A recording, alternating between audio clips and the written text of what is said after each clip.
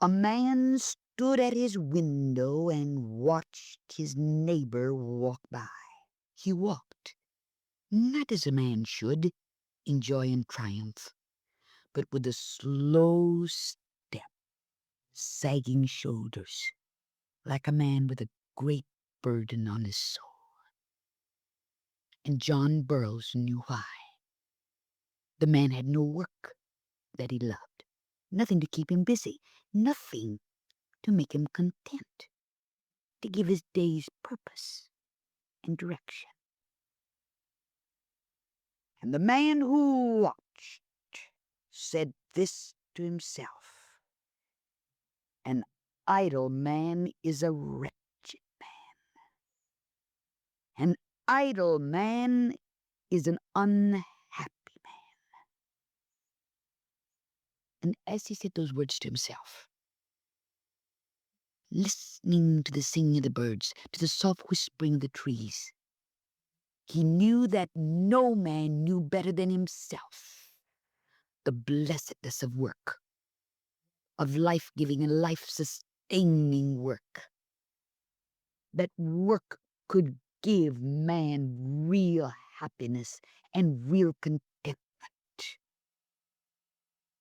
For had he not been idle himself once, and one of the most utterly dejected of God's creatures? Life had lost its savor for him, had become empty, stagnant. He couldn't eat, he couldn't sleep, he couldn't think, he couldn't dream. He was discontented.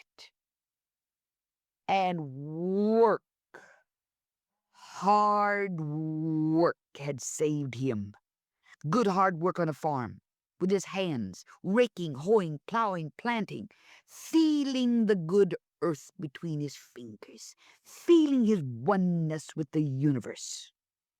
The plow had done its perfect work on him as on his fields. The bitterness, the boredom had plowed under.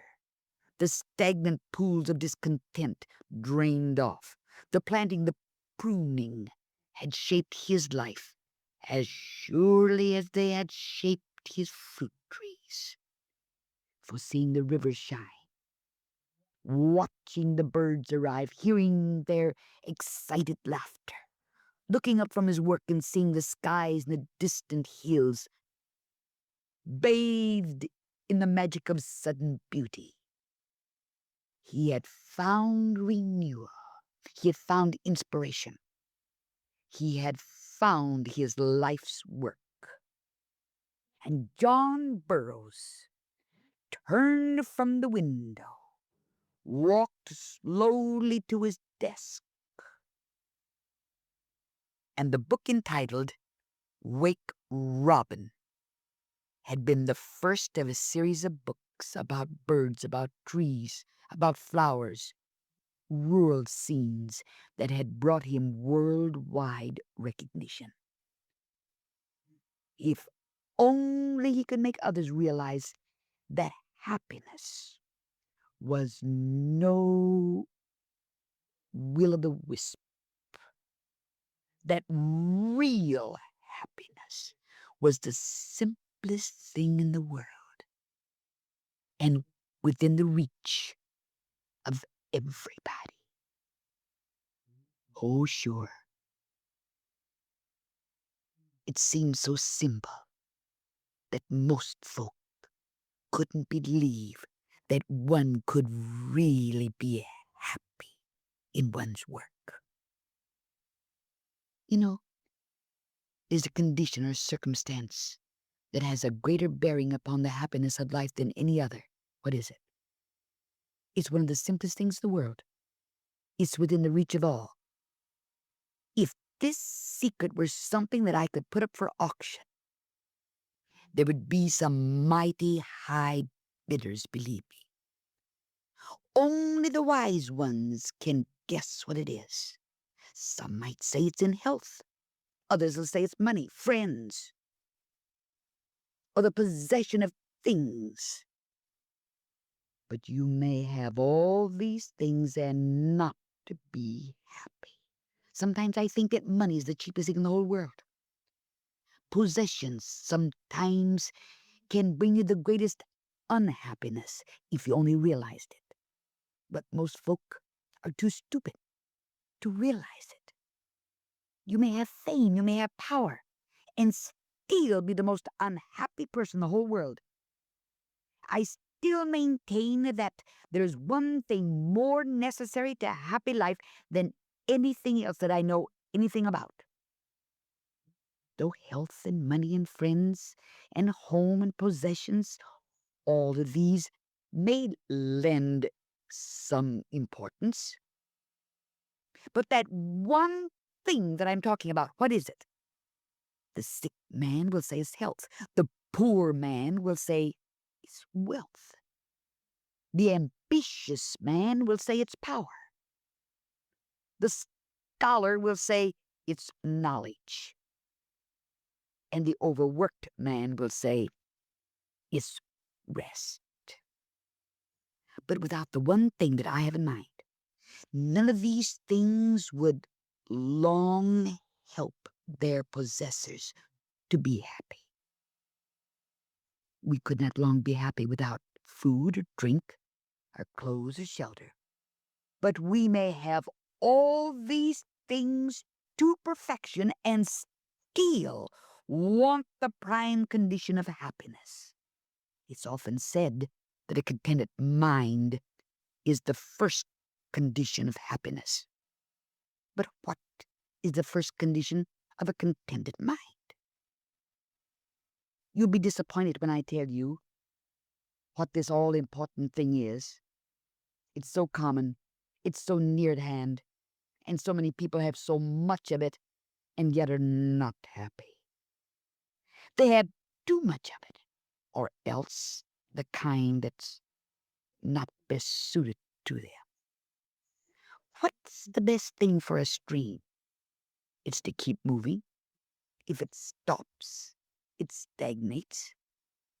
And so the best thing for a man is that which keeps the currents going, the physical, the moral, the intellectual currents. Keep them moving, keep them going. Hence, the secret of happiness is something to do. Work. Somebody is saying, if I thought that everything that you were saying was going to lead up to the one word work, I wouldn't have taken the time to have listened. That's exactly what's wrong with the world today. That's one thing that people do not want to talk about. The palm is turned up. The hand is outstretched. And the mind says, give me. Give me. How much can I get without working for it? Take away the occupation of all men, and what a wretched world it would be. And that's one thing that is causing so much unhappiness and distress in the world at this very hour. That's one thing that's wrong with the younger generation. They feel it is disgraceful to work, to do an honest day's work. Few persons realize how much of their happiness is dependent upon their work, upon the fact that they are kept busy, and not left to feed upon themselves. Happiness comes most to people who seek her least and think least about it. It's not an object to be sought. It's a state to be induced. It must follow and not lead. It must overtake you and not you overtake it. How important is health to happiness? And yet, the best promoter of health is something to do. I can always remember Mama saying, if there's anybody in the family who's complaining a little bit about a headache or a stomachache, she would just smile, and in her soft spoken way, she would say, well, just work it off. And the amazing thing is, in 5, 10, 15 minutes, it was soon worked off. We didn't take aspirins in those days. When there was a little headache or a little pain or something in your body, you didn't run for the aspirin bottle in those days. We didn't run for a little pill in those days. We didn't make a beeline for some strong coffee and take a coffee break in those days. Nobody thought of taking the day off from work in those days. The only thing we ever had in our house was turpentine for the cuts and a bottle of castor oil. And it's just like that. If you didn't feel well, you worked it off. Yeah? Few persons realize how much of their happiness is dependent upon their work, upon the fact that they are kept busy and not left to feed upon themselves. If all of our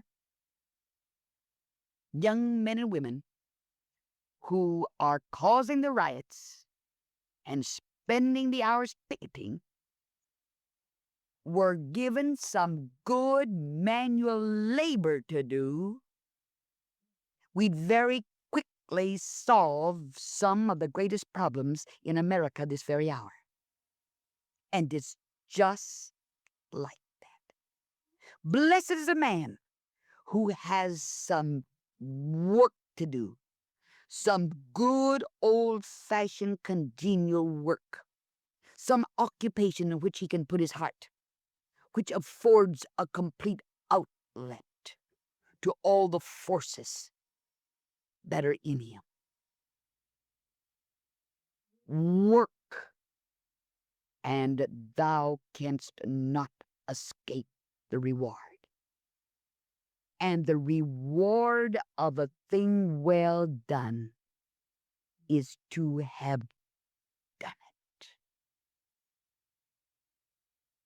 Oh, to awaken each morning with a smile brightening my face, to greet the day with reverence for the opportunities that it contains, to approach my work with a clean mind, to hold ever before me, even in doing the little things, the ultimate purpose toward which I am working, to meet men and women with laughter on my lips and love in my heart, to be gentle and kind and courteous through all the hours, to approach the night with weariness that ever woos sleep, and the joy that comes from work well done. This is how I desire to waste wisely my days. Mhm. Thank God every morning when you get up that you have something to do which must be done, whether you like it or not. I'm not telling you that you're always going to like what you're doing. Being forced to work and forced to do your best will breed in you temperance, self-control, diligence, the strength of will, content, and 100 other virtues which the idle never know. You'll learn discipline, and that's something that's so necessary today. That's something that our young people know nothing about. When you use the word discipline. It isn't in their vocabulary. It's one of those old-fashioned words that's outmoded and not for their generation. Talking to you right now, looking back over my own life, I thank my God that I learned self-discipline at an early age. And being forced to work and forced to do your best will breed self-discipline. And you'll really never know real success. And you'll not be a real person until, first of all, you have learned self-discipline. And you'll never learn it without doing something you don't especially want to do. Mhm. Life requires that we work. Work being simply the opposite of rusting away. And nature requires that we work at something. Such activity is interesting, exhilarating. It begets energy, health, happiness. It defeats tensions. Instead of taking all those little white pills for nervous tensions, I'll tell you the best thing in the world that will defeat those tensions. Work. The hour has come when we must get rid of the extraordinary notion that manual work is degrading. There is nothing more ennobling than manual work, and nothing better for physical and mental health than work. And God's word says, the sleep of a laboring man is sweet, whether he eat little or much, but the abundance of the rich will not suffer him to sleep. This is practical, but needed this hour.